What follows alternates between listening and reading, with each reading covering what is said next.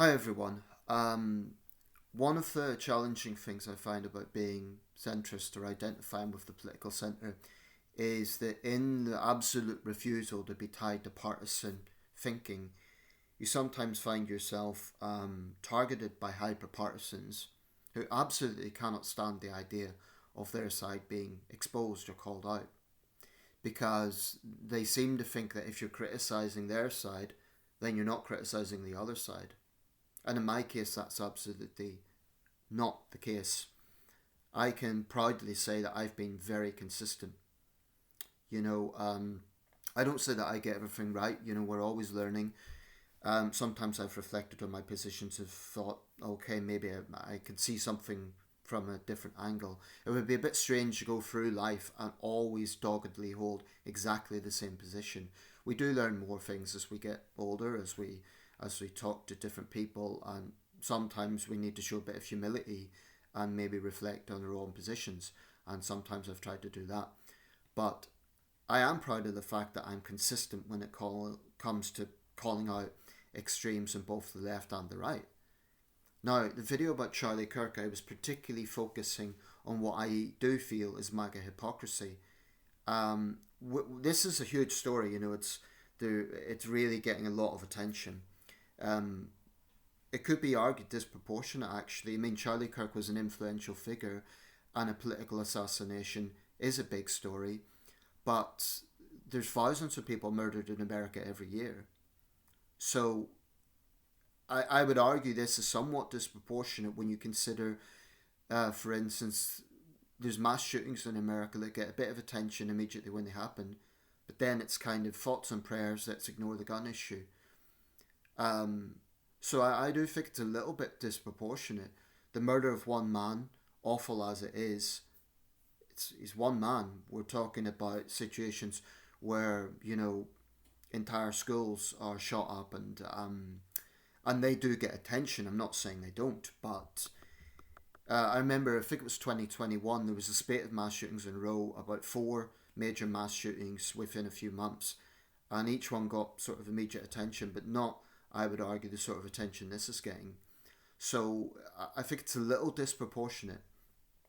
Um, one of the things that's come out of this, I'm going to try and avoid just repeating everything I said in that video, but one of the things that have come out of this is because what we had here was a young man who was violently killed at a young age and he had a young family, he's been martyrized. And if the killer thought he was, doing something heroic, it was deluded because all he has done is turn his victim into a hero. Now, in life, I don't think that Kirk deserved heroic status at all. I don't think he was a reasonable person. I don't think he was a moderate person. I would argue some of his positions absolutely were extreme. Now, in that video, I'm not going to read out the whole comment, but I've got, because I don't want to lose the video when I'm kind of crossing over, but Ivan Boggs 7238, you're criticizing me for my criticism of conservatism. You're arguing that it's only the left that commit violence. Now, that's just disingenuous nonsense. And I don't know if you're just being hyper partisan for the sake of it, or what, but it's absolutely factually inaccurate. The truth is, in America, there has been violence from both the left and the right. I've called out both. Now, because we're talking about Charlie Kirk, he happened to be the victim of, well, we don't actually know yet. I mean, has it been reported yet? Maybe it has. I don't know, but has his killer been motivated by a far left ideology? I understand there was something with the trans issue involved, but there's still a lot of information coming out. And incidentally, that's why I didn't upload a video immediately, because I didn't want to be inadvertently putting out false information. I want to be responsible. Um, it may well be that the killer was motivated by far left ideology, and yet the irony there is he had access to a firearm. Charlie Kirk believed that he was against gun control. He was against common sense gun control, which is an extreme position. It's a reckless position. This was a guy who advocated public executions. Public executions. And he believed that children should watch them. That's not the position of a normal, reasonable person.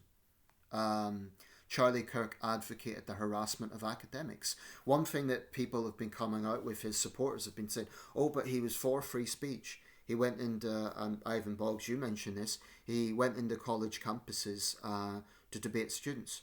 Well, so what? That doesn't mean he's a good guy. That doesn't mean that he is not capable of having extreme viewpoints.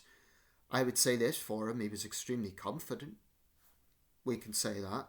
He was successful in a short life. You know, he achieved significant influence in a short life.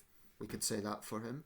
But I will not jump on the bandwagon and say he was a great guy. I don't think he was. Some of his positions were utterly obnoxious and dangerous, actually. I don't think it's unreasonable to say that Charlie Kirk was a MAGA extremist. That doesn't mean that he should have been killed. But let's stop pretending he was this great guy that the president claims he was loved by all. That is just a lie. It's just a lie. Now, to your point, Ivan Boggs, about only the left being guilty of violence, it's not true at all. January the 6th, 2021, we saw what happened. Violent MAGA insurrectionists attacked the US Capitol. 200 police officers were seriously injured. One police officer died. And those people were not going there for a nice cup of tea. They were going there with the explicit purpose of trying to find senior politicians and kill them. So do not tell me that the right are immune from violence. That is a lie. Shame on you. Shame on you, Ivan Boggs, for promoting that lie. The left are not innocent. I was very critical after the George Floyd, let's call them the George Floyd riots. You know, Black Lives Matter refused to condemn criminal violence. We saw up to 30 people killed across the United States. We saw looting. We saw some extreme violence. And yes, in Democrat-run sanctuary cities, there is a serious crime problem. It's not necessarily historic crime levels. That's a falsehood put out by the president. In fact, most American cities, the peak crime rates were in the 1970s. In the case of New York City, it was specifically the year 1990. But that doesn't mean anyone should be complacent about crime. The murder of the young Ukrainian woman, and I probably will be covering that, is horrific. Absolutely horrific. I think one of my criticisms of the left actually is their attitude to crime. And with Black Lives Matter, they say they're all about police accountability, but they refuse to condemn black criminality. And I would argue that there is, absolutely, there's extremes on the left. So Ivan Boggs, I haven't denied that. I haven't defended left-wing extremism. But unlike you, I'm not hyper-partisan, so I'm not going to pretend that there isn't extremes on the right. And just because Charlie Kirk believed in free speech, most people believe in free speech, actually. I believe in free speech. I believe people should have the right to passionately disagree. There should even be insults protected. Where I draw a line is threats of violence or false accusations. But I believe in free speech. So what? Charlie Kirk believed in free speech. That doesn't mean he's not capable of having extreme views. Because again, this is a distortion being put out by the right, because the guy believed in free speech. He must have been a really wholesome, honest, decent guy. I think he was very confident. He was clearly pretty smart, smart enough to be an influential MAGA propagandist. That's what he was. He was very good at it. He was very skilled. He was very adept at what he'd done. But I don't think that gives him moral high ground. There are people in his midst who, I would argue, are even more extreme. There's people like Laura Loomer, who is a far-right conspiracy theorist. Ivan Boggs, you say that, these terms have been thrown around a lot. I agree to an extent in the sense that the woke left will throw them at anyone they disagree with. But you're trying to present Charlie Kirk as a moderate conservative. He wasn't a moderate conservative. He was a MAGA Republican. That is not a moderate conservative. This wasn't someone who just had reasonable conservative positions. He had some pretty extreme positions. And you're being disingenuous if you won't acknowledge that. But, maybe you agree with him, so in that case, you're not going to acknowledge it. But I'm just fed up of partisan people being dishonest about their own side. And I see it on both the left and the right. The left are in denial about the extremes in their midst. The right are in denial about the extremes in their midst. One thing about America, though, and this has to be said, for the most part, I would argue that the Democrats have disavowed far left extremism. I mean, if we look at some of the comparisons when Obama had his controversial pastor, Obama denounced him and distanced himself from him. He said, "This wasn't the man I knew." But, he distanced himself from him before he got into the White House. When the violence was going on in the wake of the George Floyd protests, I do think the Democrats should have said more. But Joe Biden clearly condemned the violence and criminality, and he said anyone engaging in criminality should be arrested. He clearly said that. Contrast that with Donald Trump, who has not only defended the January the 6th insurrectionists, but pardoned them. He pardoned these violent criminals whilst claiming to be a president cracking down on crime. The hypocrisy is staggering. And it goes without saying that Trump himself is a convicted criminal. And again, I point out the disgusting things that Donald Trump Jr. was coming out with after the attack on Paul Pelosi. What we're talking about is an 82-year-old man who was violently attacked in his own home. MAGA Republicans were spreading disinformation about that. They were spreading disinformation about the shootings of the Minnesota legislators. So I really have a big problem with right-wingers claiming that it's only the left that are engaging in violence or nefarious activity. It's absolutely disingenuous nonsense. One of the biggest problems I think we face today is disinformation. And what's very dangerous about the situation is two of the most powerful people in the world, Donald Trump and Elon Musk, are two of the main architects of this. They proudly spread around disinformation. And how do you compete against that? I mean, Musk has tens of millions of followers. Trump has enormous influence. So how can the people have said to me on that video, why don't you advocate for, people talking to each other? Of course I advocate for that. Of course I think people should be able to debate without violence being involved. But I would point out that MAGA, Donald Trump, Elon Musk, these people have shamelessly promoted extremism without question.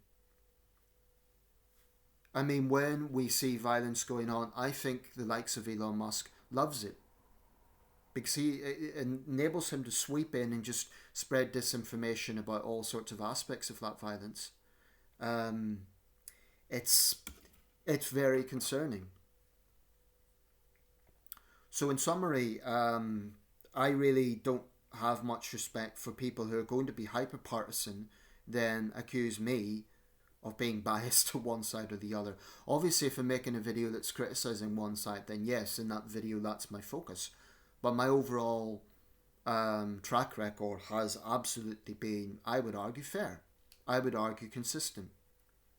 So, Ivan Boggs, you say you're surprised at my criticism of conservatives. I'm not criticising all conservatives, by the way. I'm criticising MAGA. I think there's decent conservatives like Mitt Romney and others who have shown integrity, they've shown courage, and they've criticised what they've seen. So I'm not against all conservatives, and I think there are responsible conservatives who have condemned violence.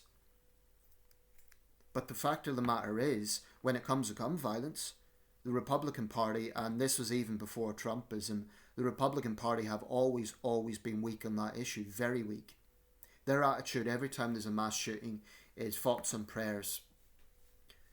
When we see these lone actor situations, like a lone gunman attacking someone, the truth is they straddle both left and right. Now, the killer of Charlie Cox may turn out to be a far leftist, okay, but the shooter involved in the Minnesota legislators was far right. So the truth is they straddle both those extremes. And it's just disingenuous for someone from the right to say it's only the left that are involved in violence, or someone from the right, someone from the left to say it's only the right involved in violence. You know, if your attitude to BLM rioting is to blame Donald Trump, that's ridiculous. If your attitude to far right extremism is to blame the left, that's also ridiculous. I think it's hyperbole to say America's close to civil war, but I would say it's closer to it if that were to happen than the UK is. And you get low life like Steve Bannon coming in and trying to fan the flames in this country. By the way, we're not close to civil war. That's just so ridiculously off balance. What we may see is, unfortunately, rioting. We may see violent rioting. I hope we don't. But even that isn't equivalent to civil war. Just to put things in context, since the Wars of the Three Kingdoms in the 17th century, the deadliest rioting this country has seen was the Gordon riots in London in 1780, and that was pretty serious, between 200 and 800 killed. It's the worst riots London has ever had. And since then, although we've had other riots, sometimes quite serious, it's never come close to that. So when Steve Bannon swoops in and says we're on the verge of civil war, it's nonsense. That's the good news. It's not going to happen in the way that he's claiming. I'm not saying it's absolutely impossible. It's just highly, highly unlikely. Even the United States, I think it's unlikely. But I do think between the UK and the US, it's far more likely in the US. But again, I would remind you, Ivan, and anyone else who wants to attack me on partisan grounds, I just believe in being fair. And the fact of the matter is, senior Democrats, Elizabeth Warren, Bernie Sanders, Gavin Newsom, across the board, they have condemned the killing of Charlie Kirk. That's what they've done. Because that's a responsible thing to do. It's a decent thing to do. So, if the left are so extreme and so violent, why would they bother condemning violence against a prominent right-wing figure? Doesn't make sense. You know, their attitude has been far more professional and responsible than the way MAGA has responded when left-wing figures have been attacked. That's the reality. But I think, on your point, Sloth Jolly, about advocating for reasonable discourse, of course I advocate for that, but I do think it's very difficult in the United States at the moment. There have been a few optimistic examples. There was a local senatorial race somewhere. I think it was in one of the Midwest states, but don't quote me on that.